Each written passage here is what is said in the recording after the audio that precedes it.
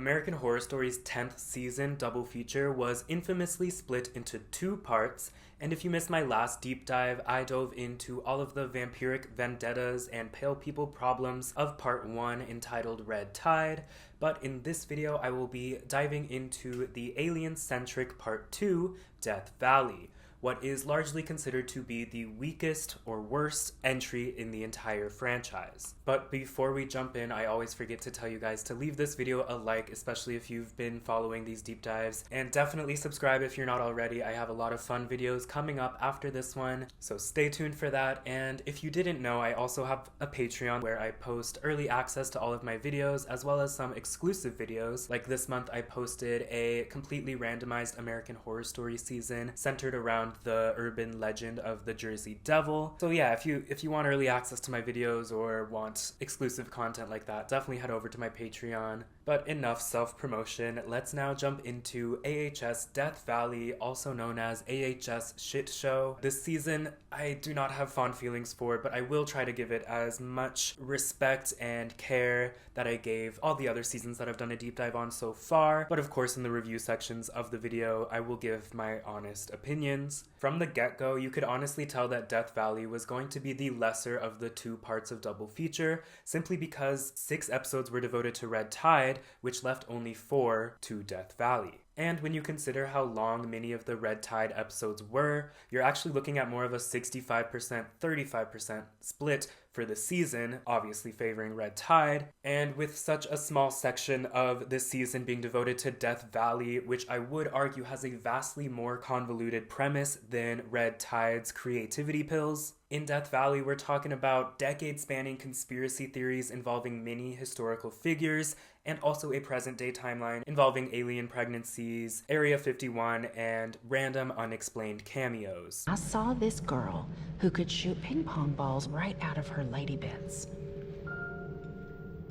How does this relate? That said, I do believe this deep dive will be documenting my last watch of Death Valley, because I seriously do not ever want to watch this half season ever again. I rewatched Red Tide maybe 1 or 2 times in between my first time watching it and watching it for the deep dive, but between the first time I watched Death Valley and watching it for the deep dive, I had never wanted to revisit it, and I do not ever want to revisit it again. But this video won't be a snooze fest by any means, because this season is audacious. It does a lot of things, and it does not resolve any of them, but I'm excited to talk about it with all of you on the way. It is a complete train wreck that completely kills any potential that it did have by the end of it, with a more anticlimactic finale than Red Tide's. But before I jump into this season's very, very messy plot, let's get to know a little bit about this season's production history and cast. As most of us during the pandemic, and perhaps ever since, the AHS production could not catch a break, as Death Valley was briefly put on hold early on in production due to another COVID scare. But when things eventually got back up again, the Death Valley shoot ended up lasting about 4 months, starting around June or July of 2021 and wrapping on September 27th. When it comes to the cast, avidly online AHS fans knew more or less who they would expect to be in Death Valley, but more casual fans got an official peek the night that Red Tide originally aired, as FX aired a teaser trailer for not only Red Tide, but also some footage from Death Valley. This initial Death Valley footage revealed some returnees from Red Tide, including Sarah Paulson, Lily Rabe, Angelica Ross, and Leslie Grossman, alongside other AHS fan favorite Cody Fern, who would be returning for the first time since the previous season, 1984. The teaser also revealed some newcomers to AHS like Neil McDonough, Rachel Hilson, Rebecca Diane, Isaac Powell, and also a couple cast members scooped right up from American Horror Stories, which had aired the summer right before season 10, Nico Greetham and Kaya Gerber, both of whom had some very polarizing roles in that spin-off. And after the finale of Red Tide, a full-length trailer for Death Valley was released, revealing all sorts of secrets, but instead of spoiling all of those chaotic surprises for you all right now, let's just jump right into the first episode of Death Valley. The premiere episode, entitled Take Me to Your Leader, was directed by Max Winkler, who is the son of actor Henry Winkler, and the episode was written by co-creator of AHS Brad Falchuk and first-time writer on the show Kristen Rydell, as well as the return of Manny Coto, who also co-wrote episode 5 of Red Tide. Death Valley lifts off with an introduction to the first timeline of this mini-season because, again, despite this being the second season in a double feature, its own story is also split down the middle into two separate timelines with mostly different characters. First, it's 1954 and we are in Albuquerque, New Mexico with a woman named Maria. Maria is played by Rebecca Dian in her first of 3 AHS roles. Maria's son Timothy is outside playing in the yard while she prepares dinner when all of a sudden the electricity starts to act up. To make matters eerier, Maria's record plays in reverse and her clock starts to spin backwards. DP Andrew Mitchell and the editors give us this great shot of the clock reflected in her eyes. It's definitely a composite image, but it feels like something straight out of a 1950s film, which is clearly what they were going for in this opening scene. As convoluted and outright batshit that this plot will soon get, I always loved the visual commitment to these black and white segments, especially in this cold open. Outside, Timothy is consumed by a dust storm that we soon discover is concealing an alien spaceship. As her son is being abducted outside, the bright spaceship lights glare through the windows as Maria gets slammed into the ceiling. This scene is very similar to the last alien abduction scene that we saw in American Horror Story, all the way back in Asylum.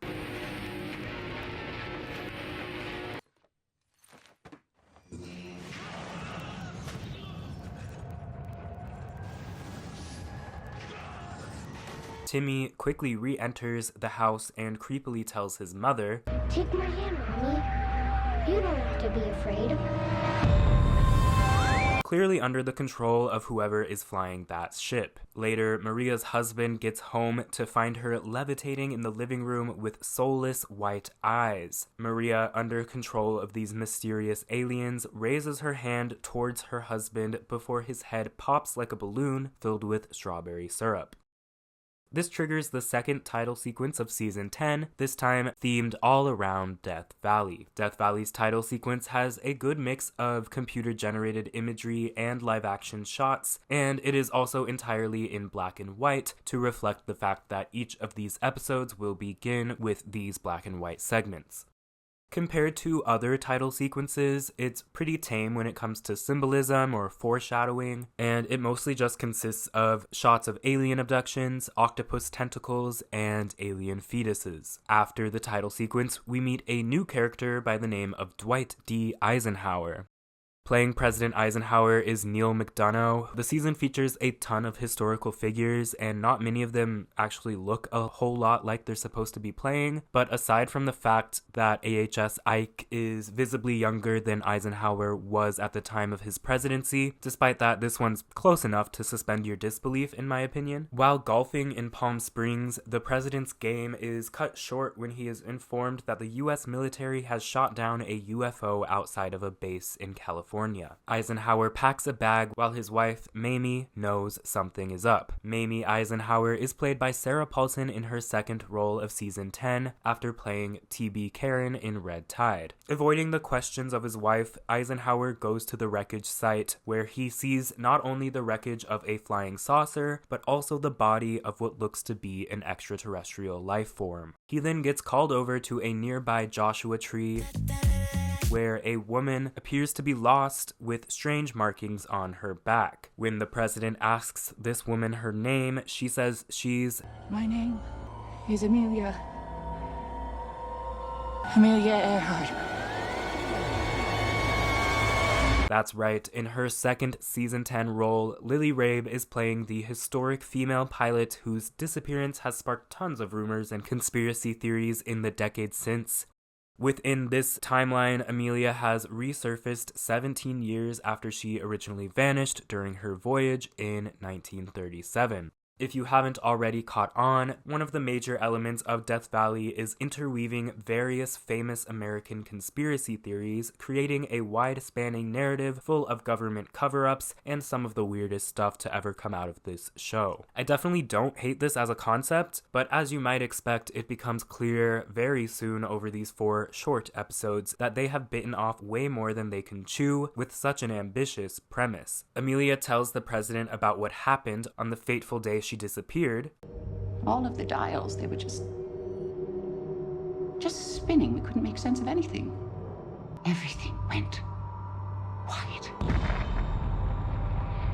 So, within this timeline, we can assume that Amelia Earhart was abducted by those same aliens that possessed Maria in this opening, and those aliens held on to her until this ship got shot down. Amelia Earhart tells President Eisenhower that she was given those markings on her back with needles, and the same ones who did that to her also performed a whole lot of medical experiments on her. Amelia then gets confused about the 17 years that have passed, and Eisenhower notes that she doesn't seem to have aged one day.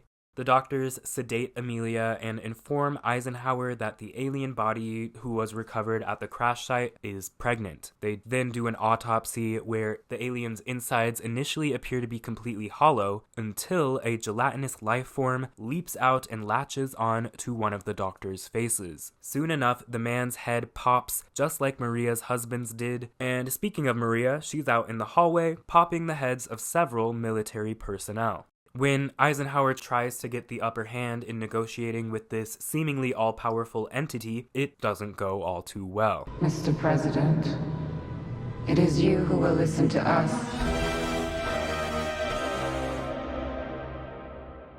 But just as things were getting started in this black and white timeline, we have to put a hold on this story to restart with another, much worse timeline. The second story within Death Valley takes place in the present day, so back around 2021 at the time of the show's airing, where we are soon introduced to our second set of characters, a group of college kids who get these corny freeze frames with brief character bios. So since the show thinks these details are so important, let's meet our newest case studies. First, there's Cal, who went to Princeton, did a term in Japan, and apparently dreams of world domination? What? That literally never comes up again. With Cal at Princeton is Troy, who will one day take over his family's law firm. No, he won't, but so far his drug use is his only defining character trait. Kendall went to Harvard, since she's apparently smarter than everyone, and one day hopes to be a doctor to the stars. Last to arrive is Jamie, who went to Yale, wants to be a self-help guru, and has a dealing with a breakup hobby, because clearly they gave up on naming actual hobbies for each of them. And aside from the breakup being mentioned in this very scene, everything else in these character bios really does not get mentioned ever again and has no importance to the story. And these characters are so loosely defined in each of these episodes, it's really frustrating. But this friend group has been separated by their different college paths, but they've reconvened over the summer break, and Kendall wants them all to go on a camping trip away from their phones. It's called nomophobia, as in no mobile phone phobia. Kendall's sudden interest in becoming a Luddite, or someone who is opposed to new technology, is influenced by an influential weed-smoking professor with whom she was also having a relationship with, but aside from setting up the events of this very episode, none of this matters at all. Another big piece of news that this friend group is grappling with is the fact that openly gay Cal and long-closeted Troy are now dating after rooming together at Princeton. These guys waste no time with their camping plans, as by the next scene they've already arrived in Joshua Tree, California, and they get up to all sorts of classic camping activities like roasting marshmallows, sunbathing, and discovering about 50 cows that have all been perfectly sliced in half. When Kendall, for some reason, touches one of the cow corpses, its eye opens and it moves. Freak the freak out, the friends quickly pack their stuff and hightail out of the campsite as the sun sets. But in the middle of the road, the car dies, lights, engine, and everything, and soon enough, their car is illuminated by a beam of light coming from the sky. And after a good amount of panicking, they are all soon grabbed by tentacles. The scene cuts to black, and when it picks back up, the friends are all in different seats of the car. But the engine works again, so they head back to civilization. Then, at their own individual homes, each of the friends are experiencing some extreme symptoms, and it's not long before they all come to the conclusion that they are all pregnant, even the guys. All 4 of us are pregnant. My favorite part about this episode is its opening scene. If you're seeing this is me in the editing rooms saying, I feel like I need to provide a little bit of context for this makeup look. I'm trying to emulate Theta's alien look in the season, which obviously has not been introduced yet, which, you know, my bad. But should have bought some black contacts or something like that, because I'm trying to do this effect in post, trying to take out my eye. But my computer is having a hard time running the After Effects, so the effect is not ready for the Patreon upload, and I wanted to get this up for you guys at a reasonable time, and I felt like the effect, you know, maybe is not the most important if it's adding a few extra days to the release of the video. So imagine my eye isn't there, and honestly, there's a pretty good chance the public upload will also look like this because of my computer just maybe cannot handle what I wanted it to do. So, alas, continue with this crazy-ass makeup look. My favorite part about this episode is its opening scene. It's simple, it plays on familiar tropes, but it is really successful in its emulation of golden era Hollywood visuals. While this opening scene is my favorite of this episode, I would also say that it is my favorite part of the season entirely, which is not great to say that after the first scene, this entire season is downhill. It's a bumpy ride, but more or less, it is downhill from here. Like I said, I actually do like the idea of a season of American Horror Story being centered on various wild conspiracy theories and looping them all together, and maybe even exploring their implications on the AHS shared universe, but the show doesn't actually do too much with the vast amount of conspiracies that it includes in the season. Each of the conspiracies don't feel like they have enough context, explanation, or resolution to feel like I even know why they are happening in this season, and I think you'll see what I mean as the video goes on. Beyond the opening scene though, the black and white scenes in this episode are definitely not bad, but they lose a lot of intrigue for me when the heads start to pop like water balloons. It reminds me of similar head poppings in films from the 2010s. It happened in Kingsman, it happened in Ready or Not, but in both of those properties, it's played for like comedic value in addition to it being gory, but it's like absurd. In Death Valley though, when these characters' heads pop just like in those movies, we are expected to be scared, I can only assume, as an audience member, but to me it just isn't a very scary or realistic effect. And I truly wish I could be afraid of the aliens in this season like I was fearful of the aliens in Asylum and fearful of aliens in classic alien movies like Alien.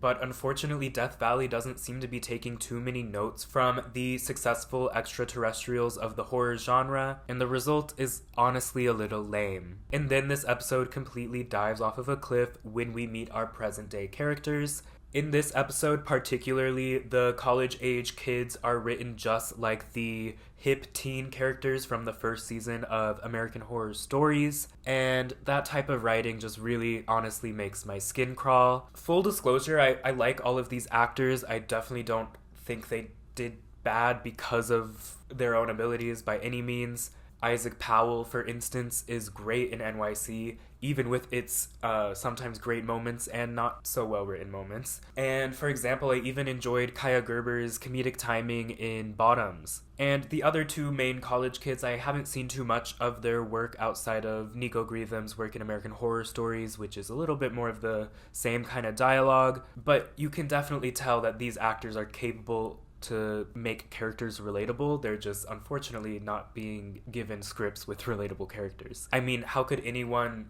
say these lines and make them believable? Cancer sucks. I'm so sorry, Kenny. It's fine. No sad stuff tonight. We're fucking. It hit my skin. It felt like acid. Fuck, you're allergic to his man juice? This summer is going to be party! Party! Party, baby! What would medicine be without robotic surgeries or MRI machines? Or HD video. GPS. Uber fucking Eats. Okay. As you'll see, this 50-50 split between the past timeline and the present timeline continues throughout the season, which means that about halfway through each episode, the quality jumps off of a bridge. The second episode of Death Valley starts with a time jump in the black and white timeline, as we have now leapt forward about 8 years into 1962, 1 year after Eisenhower left office as president. On the golf course, the former president is talking with his former vice president and future president, Richard Nixon, who in the show is played by actor Craig Sheffer with the help of some prosthetics. Nixon asks Eisenhower if he'll be informing the current president, John F. Kennedy, about the deal that Eisenhower made with the aliens after their first encounter. Eisenhower says, of course, as president, Kennedy needs to know, but Nixon says, Kennedy cannot be trusted. So the ghosts of presidents past, present, and future then meet at the Oval Office to discuss the matter of this contentious alien treaty. But before the boys get down to business, here's a fun fact about this Oval Office set. If you watched my Red Tide deep dive, you would know that Sarah Paulson was doing double, well technically triple, duty since the productions of AHS 10 and American Crime Story 3 overlapped. Well, just like Sarah, this Oval Office set was also pulling double duty, as it is the same one used by the Clinton administration in the dramatized retelling of the Monica Lewinsky scandal that was the focus of impeachment American Crime Story. Of course, American Crime Story is technically a spin-off of American Horror Story, and it shares many crew members, cast members, etc., etc. And here in Death Valley, you will see that the set gets dressed up to reflect the various different presidential administrations throughout the many decades of these 4 episodes. But back to the former P and VP's meeting with JFK, I must say I don't really see a resemblance with this Kennedy guy, but his actor, Mike Vogel, does do a good job here, like in terms of performance, and it's worth mentioning that he is a bit of a scream king himself with significant roles in several horror projects, including the 2003 Texas Chainsaw remake, a recurring role on Bates Motel, and he played Hawk in one of my favorite horror movies, Cloverfield. But back to the plot, Eisenhower hands over the almighty dossier to Kennedy. It contains all of the information about the UFO crash site as well as the following alien invasion and the deal that Eisenhower made with this foreign species. Kennedy does not agree with the former president's agreement, which we now learn consisted of the US government allowing these aliens to abduct and experiment on 5,000 US citizens each year in exchange for access to the aliens' extremely advanced technology, which Nixon says, "We will dominate the world." Later that night, Kennedy vents in bed to his lover, none other than Marilyn Monroe, as we have yet again intertwined another infamous American conspiracy theory into the season. Marilyn is played by Alicia Soper, and she is technically reprising the role from elsewhere in the Ryan Murphy verse, as she briefly appeared as the famed starlet in Feud, Betty and Joan. But I must say, they mostly shoot her from the back, and we really only get to see the side of her face in Feud. But if you've somehow watched all of my deep dives, including the Scream Queens ones, then you might already be making this connection, but in one way of thinking, we can connect AHS to Scream Queens by way of Feud, since both Feud and AHS have the same Marilyn Monroes, and it was also in Feud Season 1 where the exterior set for the Cure Institute from Scream Queens was reused for a single shot. It's a reach, but I'll take it. Marilyn is not shocked to hear confirmation of extraterrestrials, since she apparently once had an encounter with them as a young girl.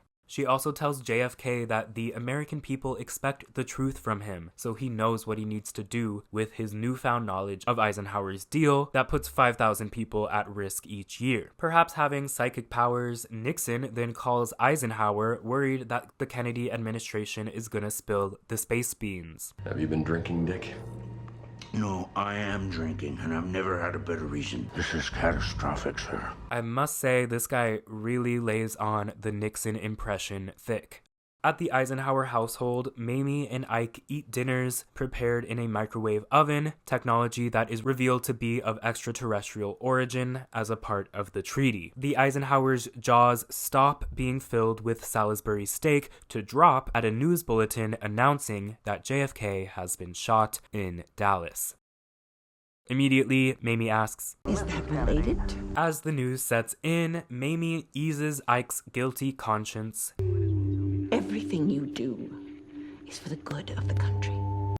The show then flashes back to where the first Death Valley episode left off, finally showing us the full circumstances behind Eisenhower's treaty, which, as we just learned in this universe, was also a major factor in the JFK assassination. Back in '54, in a boardroom, Eisenhower debates the aliens' terms with various officials who assure the president that if the United States doesn't make a deal with these guys, then the Soviet Union certainly will. Their discussion is interrupted by Maria, who, of course, is being possessed by an alien who, I suppose, is just speaking on behalf of this entire race. While demonstrating some of her technology, Maria is quick to pop the head of the first guy to pull a gun on her. Get behind me, Satan!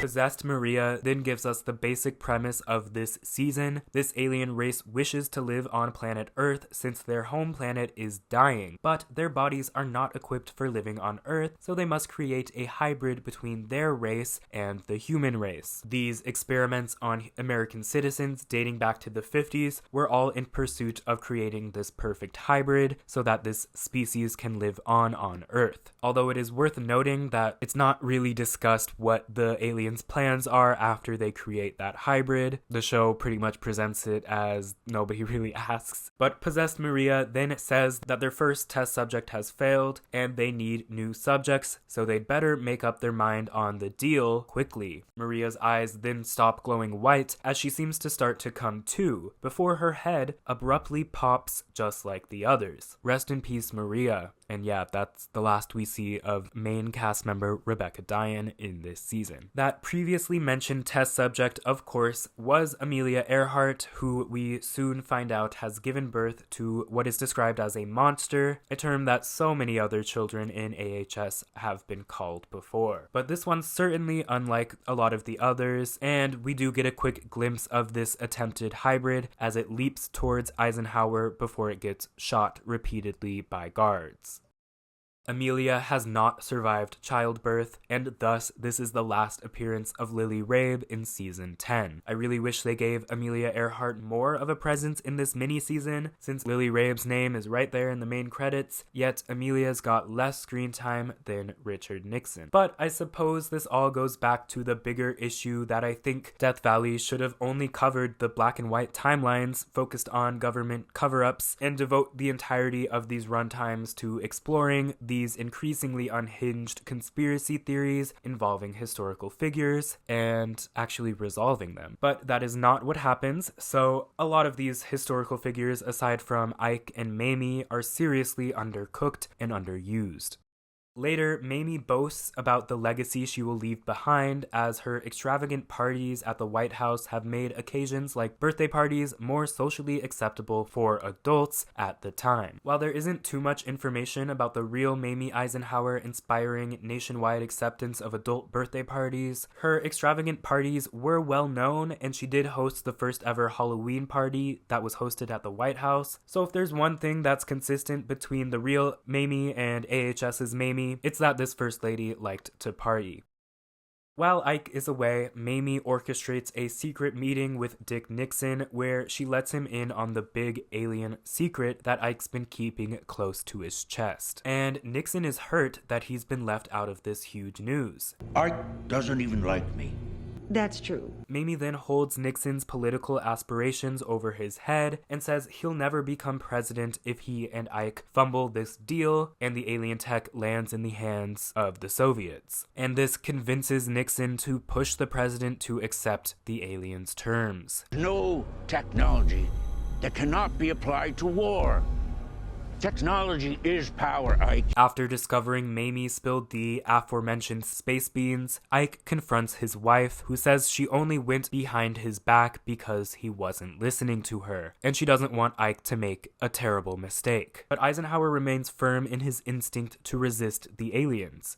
Allow us to enlighten you. And this half of the episode ends with the reveal that the same entity that once possessed Maria has been possessing Mamie now, presumably ever since Maria's death. The present-day timeline picks up in a frenzy as these Ivy League students have developed huge baby bumps overnight. At Jamie's so-called discreet doctor, Dr. Discreet runs off in a panic after conducting an ultrasound. Kendall then does one on Troy and finds... It's a fucking alien, baby. Outside the doctor's office, a black van pulls up and several men in black begin to pour out. Since the neuralizer unfortunately does not exist in the AHS universe, these men in black resort to some rather harsh forms of memory erasure as they shoot Dr. Discreet repeatedly. The agents then knock out the pregnant students and take them to Area 51, where them and other expecting mothers are being held in a mysterious white void. They are soon met by Theta, played by Angelica Ross in her second role of season 10 and her third and final role overall. Theta makes it clear that she is not of the same species as the extraterrestrials who abducted the college kids.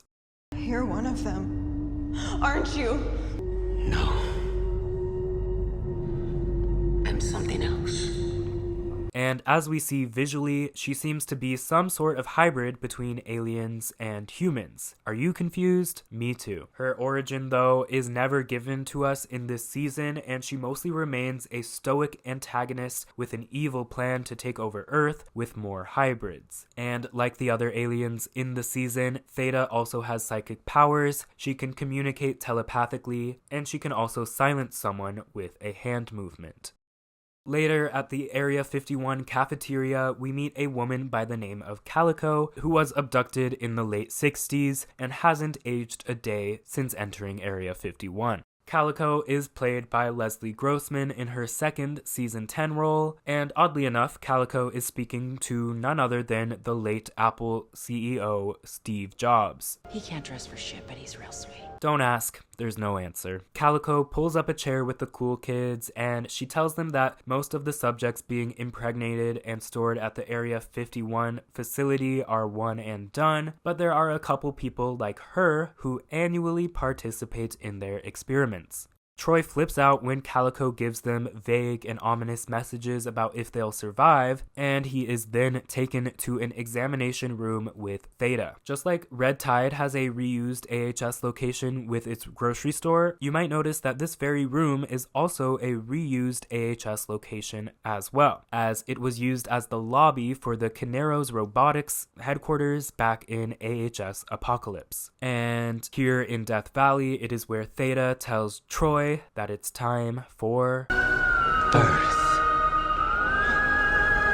This episode is much heavier with the past timeline, and it actually feels like it could be heading towards an interesting direction with the whole alien treaty being tied to JFK's assassination as well as his affair with Marilyn Monroe. But unfortunately, these conspiracies get quickly brushed under the rug in the next episode to make room for even more wild conspiracy theories that won't get resolved either. That said, I did really enjoy Mamie Eisenhower in this episode. You can tell that Sarah Paulson is really enjoying playing this possessed first lady with a heavy transatlantic accent, and she definitely makes this role work for her, even if there isn't too much meat to the writing. While the black and white storyline still isn't as satisfying as I want it to be, it is still head and shoulders above the second half of this episode focused in the present-day timeline, which just lacks any heart and personality. That is, except for Calico. Like Sarah Paulson, Leslie Grossman is a pro, and she does bring a lot of personality and intrigue to this mysterious character named Calico. But you contrast these great performances from Paulson or Grossman with some of the SNL level Nixon stuff or the line deliveries or lines themselves of some of our college kid characters, and it can give you a little bit of whiplash. Unfortunately, it feels like Theta is very clearly already an even less deep villain than the chemist from Red Tide, who herself felt like a super shallow version of Donna Chambers from 1984. The chemist's backstory in Red Tide is mostly told verbally, and we never get shown any of it, and most of it is very vague. But here in Death Valley, Theta just doesn't get any backstory. She doesn't tell anybody what she is.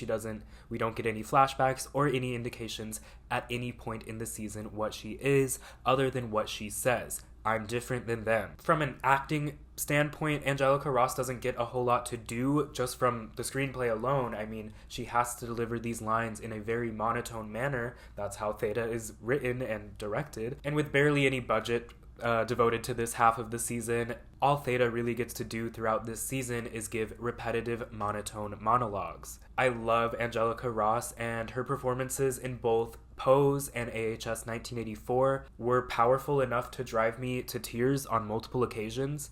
But her season 10 roles feel like they're written for someone with much less acting chops than Angelica Ross. I mean, you've cast her as your main villain in both parts of the season, and yet this is the material you've given her. And Death Valley is really even worse than Red Tide, because with Theta's heavy prosthetics and her robotic way of speaking, there's not much a performer can really do to make this type of character break through emotionally, especially when there's nothing on the fucking page. Her prosthetics are campy, but they are distracting as well, as I'm sure this is to you guys right now. But just like I wanted the chemist to be a good villain, I really want Theta to be a good villain. I mean, you've cast one of my favorite actresses as a villain. Of course, I'm gonna want it to be good. But unfortunately, that is just not the case. And like so many issues in the entirety of season 10, it really does feel like the issues stemmed from the page. And why weren't we spending that year of COVID delays revising these scripts more than any other scripts have ever been revised for American Horror Story ever? The penultimate episode of Death Valley and Season 10 as a whole is entitled Blue Moon, and it is the first and only episode of AHS to have 2 credited directors. And as you see, the writers' credits have been a bit packed this half season as well. But Blue Moon begins back in 1954 after Mamie Eisenhower has been revealed to be possessed by these powerful aliens who are pushing the president to accept the terms of their treaty. But Eisenhower says that would be treason, so how do these extraterrestrials convince him to agree to the deal that we know he eventually does? Well, the alien possessing Mamie then begins to make her eyes bleed, hoping that seeing his wife in such pain would convince him to sign the document, and it works. To save Mamie, Ike angrily gives the aliens his John Hancock.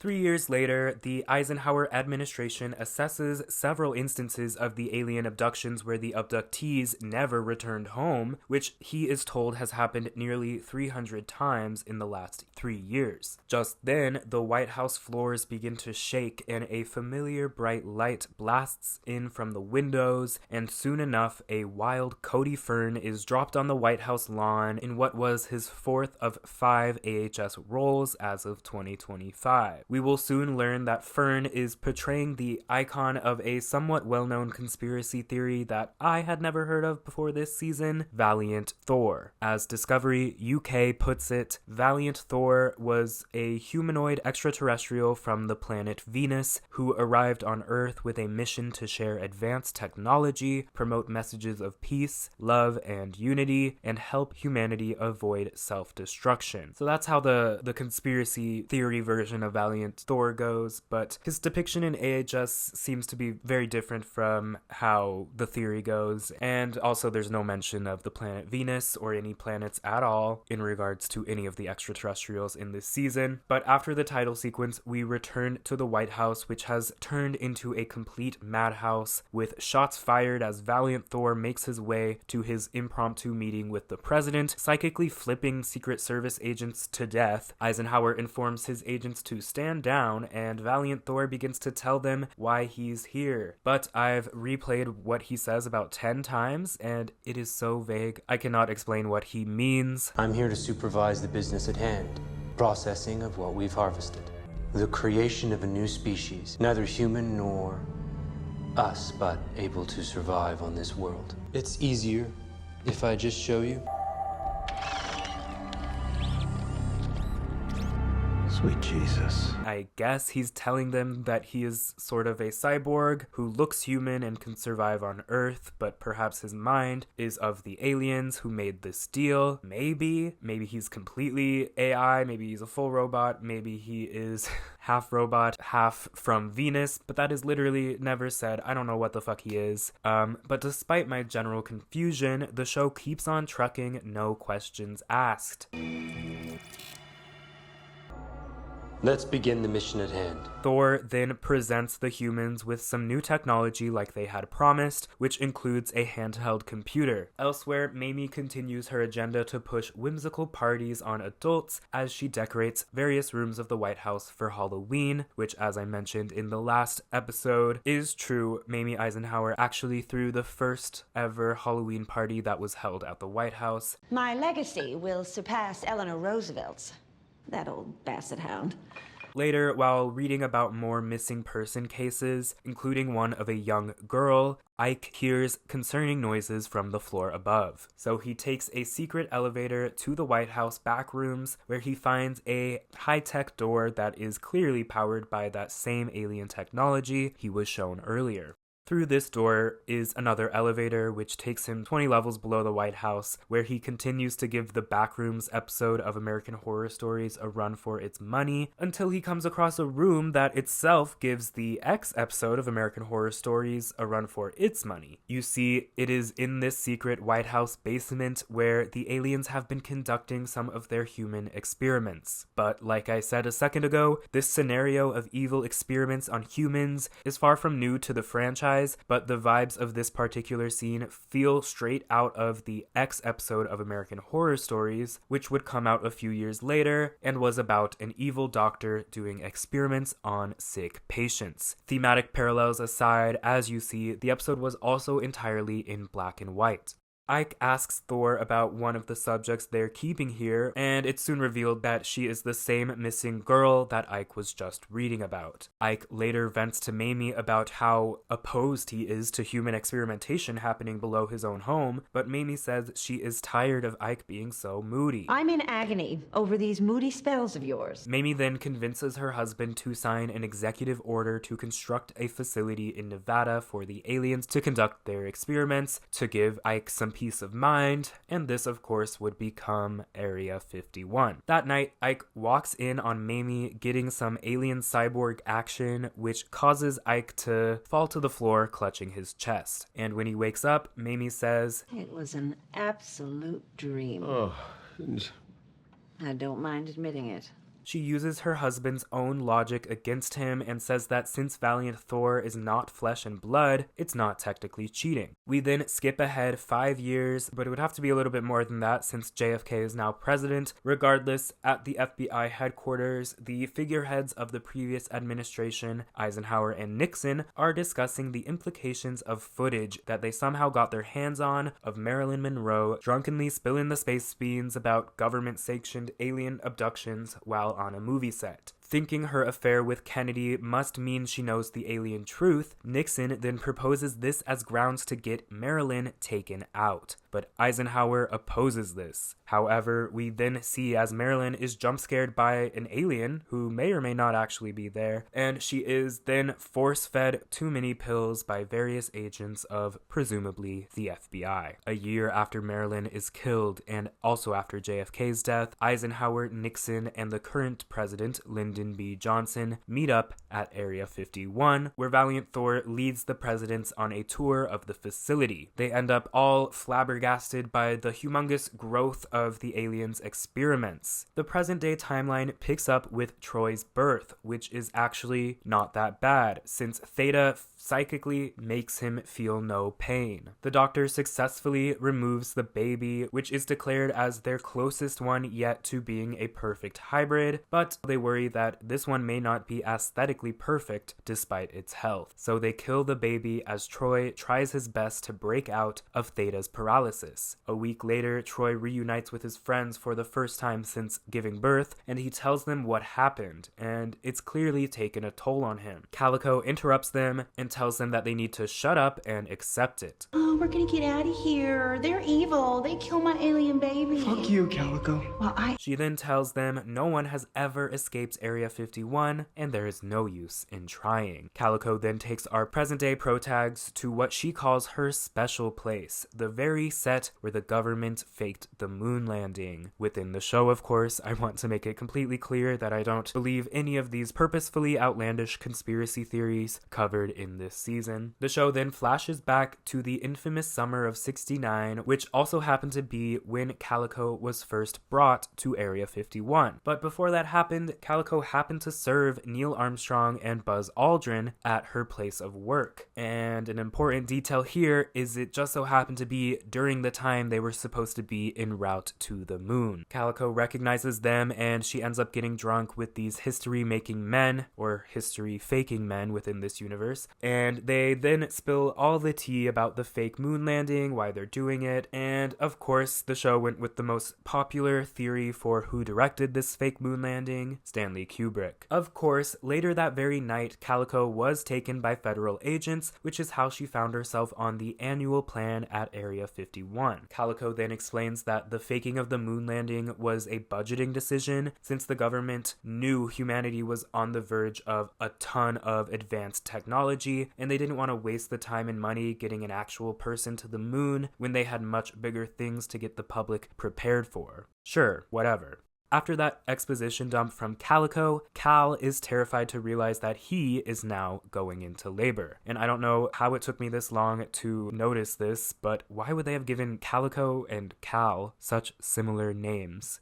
Anyways, still traumatized by his own birth, Troy sneaks Cal over to the moon landing room, where he plans on helping Cal give birth to his baby so that they can save it from being murdered. I have to cut the baby out. Troy cuts the baby out. It's very painful, but for a moment, Troy and Cal experience the joy of fatherhood. This joy is soon tainted with terror as Cal's baby leaps onto his face and kills him.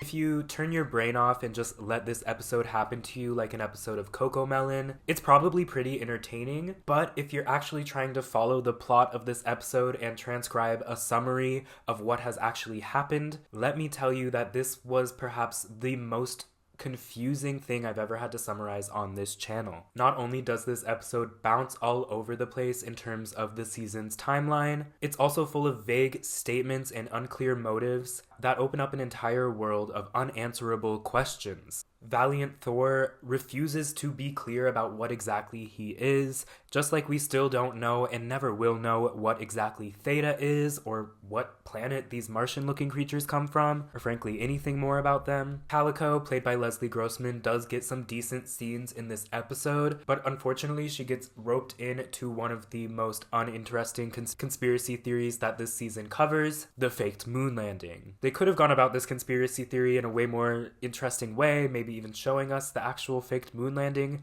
but instead we just go day drinking with Neil and Buzz and Calico. And I really wish we just learned more about Calico on her own before she got roped into that mess, and yeah, it just wasn't entirely working for me. With our pregnant college kids, the episode gives us a lot of Troy screen time, but Troy's speech about wanting to be a father with Cal would have been so much more impactful if Cal and Troy's relationship had been presented to us in a more romantic and loving way before this episode. I mean, I just didn't think they had ever had conversations about having children, because their relationship was presented to us as, oh, we just started hooking up last semester at college, and all their conversations were pretty surface level, shallow stuff.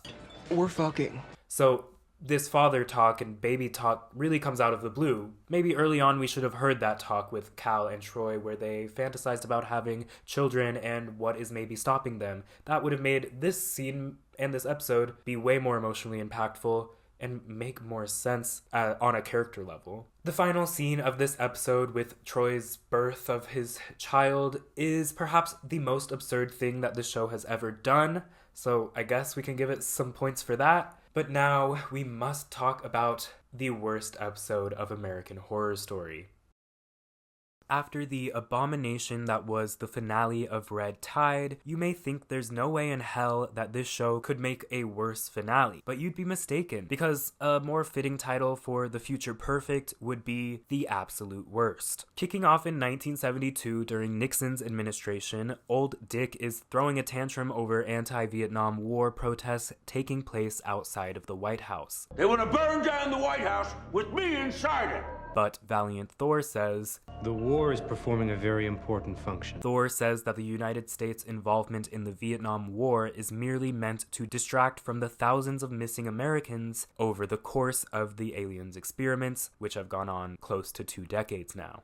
Thor also says that he predicts the perfect hybrid will be ready by the year 2021, which of course is also where the present-day timeline takes place. Given the 50-year gap between the Nixon administration and 2021, Thor explains that once the Vietnam War is over, he and the aliens then have a whole slew of other distractions that they are ready to unleash on the world, seemingly using the power and influence of the US. Dick and Thor are beefing at this point, and the vague cyborg alien leaves the infamous president with a trademark Valiant Thor cryptic warning. Distractions can come in many forms.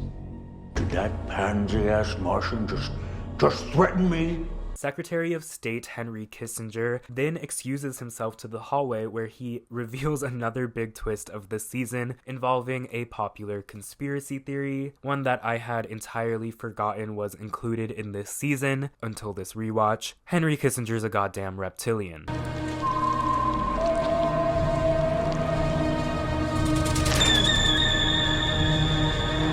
Title card. 3 years earlier, Dwight D. Eisenhower lies on his deathbed while watching news coverage on the Vietnam War. When footage of Henry Kissinger appears, Ike remarks that he briefly looks like a reptile. To prove Mamie he's not become a delirious conspiracy theorist, he reveals to Mamie that he knows of another alien species, separate to the ones that we've been dealing with this whole time, who also live on Earth and who can blend in far better than the species that we've been focused on all season. I see them everywhere. Valiant Thor visits Ike in the hospital, telling them he can be saved and live on seemingly forever at Area 51, but Ike says that he deserves to die for what he has subjected so many Americans to. So, as he wishes, Ike dies.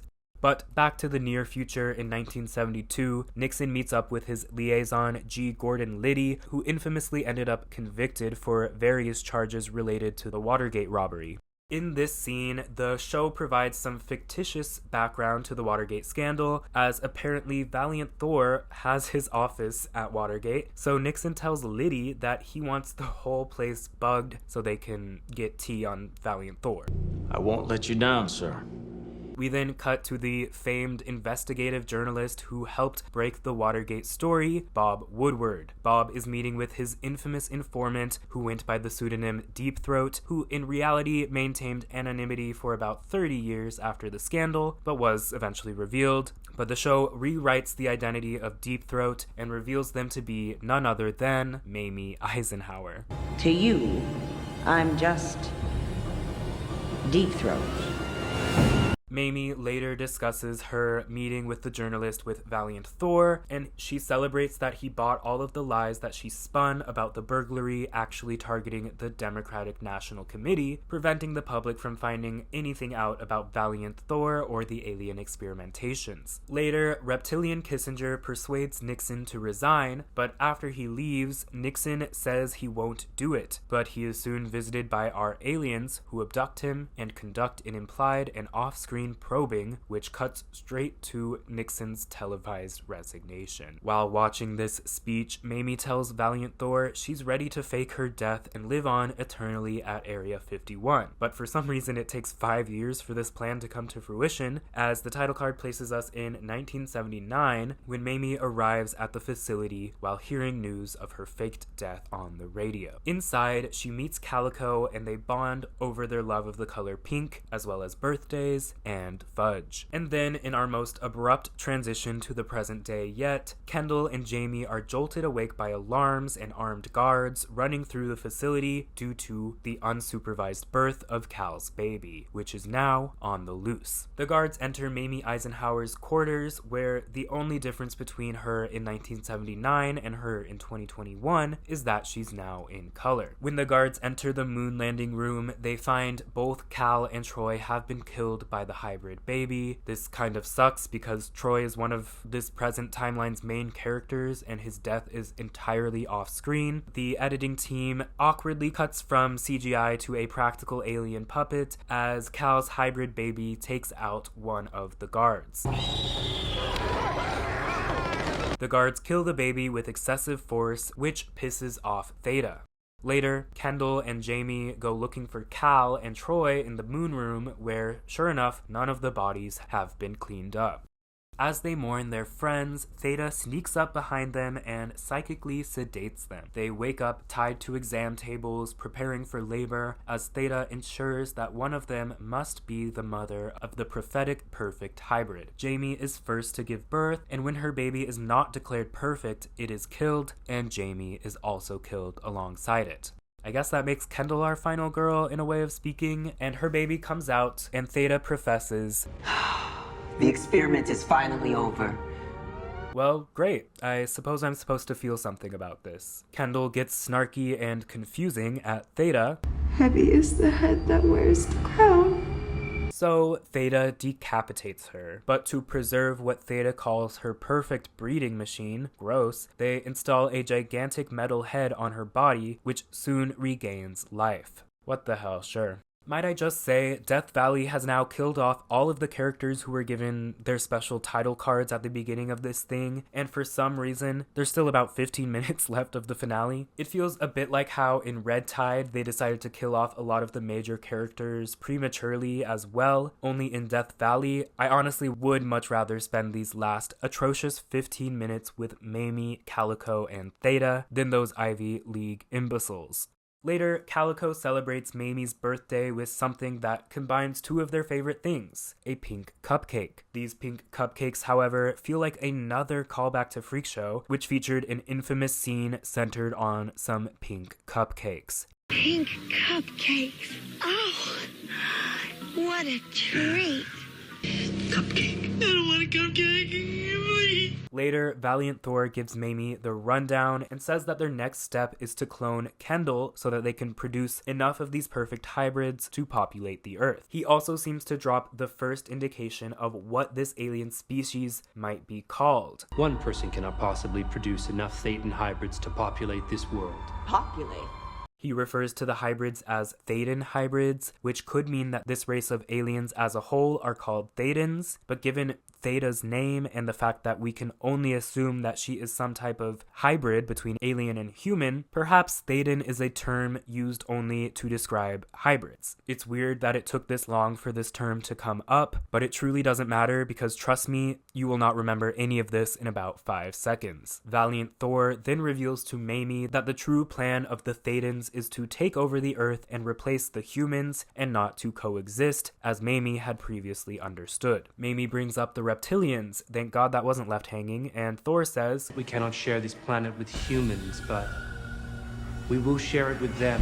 They may be cold-blooded and hideous, but they have qualities that we admire." Mamie then meets Theta for the first time, and she demands to see the newborn hybrids. The baby has alien eyes, but is otherwise human-looking, but that makes me very confused about why they rejected so many of the other babies with physical abnormalities in the past. And also, if they had cloning technology, which they suddenly claim to have, why couldn't they just clone Theta? Mamie tells Theta they can't destroy the human race, and confusingly, Theta says she doesn't want to destroy the human race, and she seems surprised to hear that Valiant Thor has said that.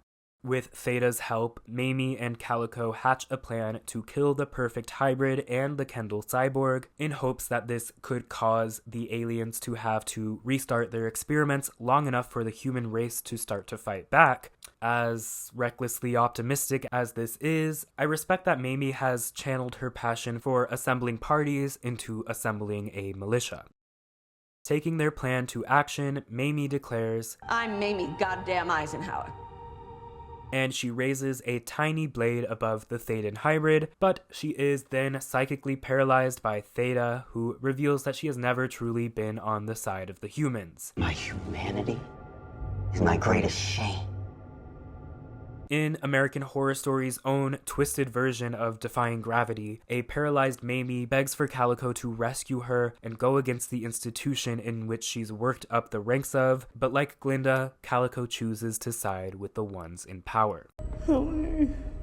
Help me. She's right. And I think maybe it's time we step aside and give someone else a chance. So Theta gives the former First Lady the good old Thetan pop. Goodbye, Mrs. Eisenhower.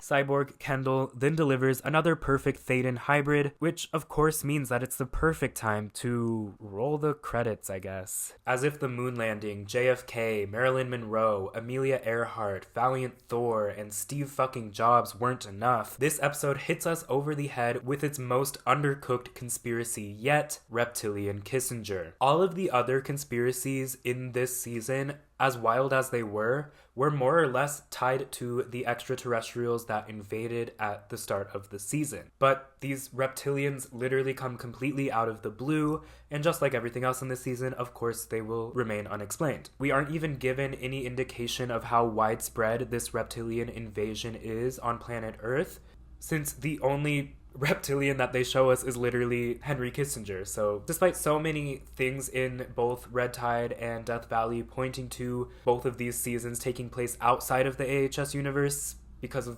how many universe implicating events happen, despite that, it feels like they're like walking on eggshells to not like say everyone's a reptilian, you know? But like if we're just placing this in a separate universe, which you very clearly seem to be doing, why don't you tell us who's a reptilian? Anyway, speaking of vague alien species, I am once again asking, what is Theta? If she was an early attempted hybrid, why was she allowed to live? And if they have cloning technology, why didn't they just clone her? And what is Valiant Thor? What was this plan? I mean, for most of these babies, they are hung up on aesthetics. The baby that one of them had tentacles, but was otherwise perfectly healthy, and they said, oh, the tentacles, you know, we can't have that. But this episode tells us that their master plan all along was to take over the planet and kill all of the humans so that their species can live on here because their planet's dying. So if you're gonna kill all the humans, why does it matter if you have tentacles or not? That would probably be helpful. Oh, and also the so-called perfect human Thetan hybrid,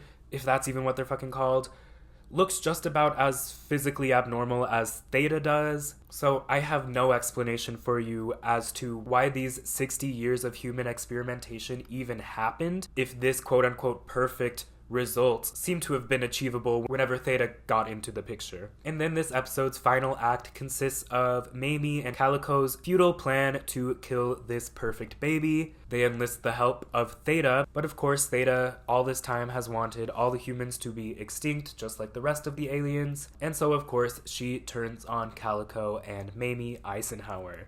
This whole subplot at the very end seemed very unnecessary, and it just padded the runtime with BS that didn't satisfy any of the loose threads that this season has. And like I said earlier, this final scene really turned into AHS's version of Defying Gravity, with Mamie as an Elphaba who gets instantly murdered after defying gravity, and Calico as a forever imprisoned Glinda. So that's the version of Wicked that ends at Act 1. So aside from neither of these characters, Mamie or Calico, having the emotional depth to pull off these dynamics of power and betrayal, aside from that, it just feels like the most unsatisfying way to end this season. The bad guys win, all the good guys are dead, and the whole human race is about to be murdered off screen. Speaking of the entire human race having an implied extinction circa 2021, Hotel, Apocalypse, Delicate, they all at least partially take place after the year of 2021, and no hybrid Thetan takeovers appear to have happened, which, like I said earlier, means either this whole season is not canon to the shared AHS universe, or that this alien revolution gets squandered some way, somehow, off screen. And either way, it feels like these 4 episodes were an enormous waste of the AHS viewers' time, and I definitely do not blame you if you guys were burnt by this season, because rewatching it was a journey. But yeah, they ended up wasting all of our time when they actually could have done something really interesting with these aliens, potentially tying it to Asylum, but also with these popular conspiracy theories. There was actually some fun stuff you could have done with it, but instead, I wish I could wash my eyes out with soap.